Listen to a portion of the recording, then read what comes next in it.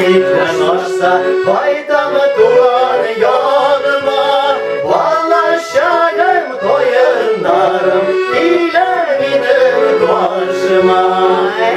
Duvan yakı suylarım sanulaşlı dallarım Sezlerine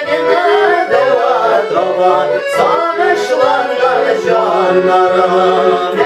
Duvan yakı suylarım sanulaşlı dallarım Sezlerine deva dava sanışlanlar canlarım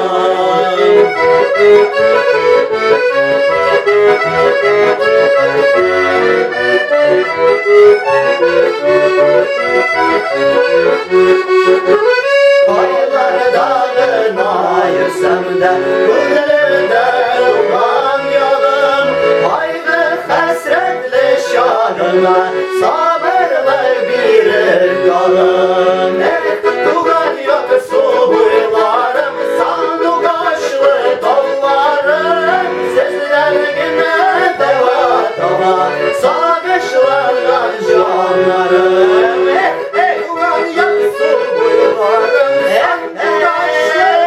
dallarım Seslerine dava dava Savaşlarlar canlarım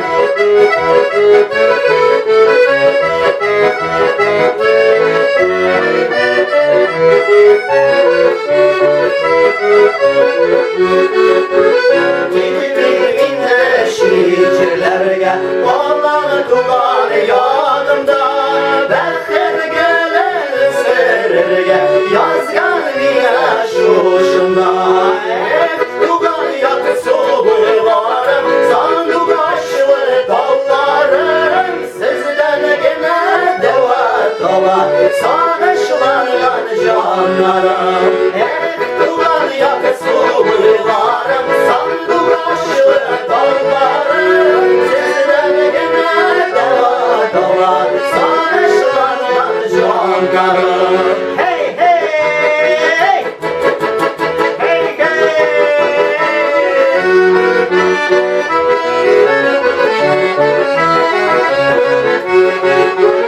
hey Tugan yakı soğularım Sandu kaşlı dallarım Sizden güne deva dava Savaşlarlar canlarım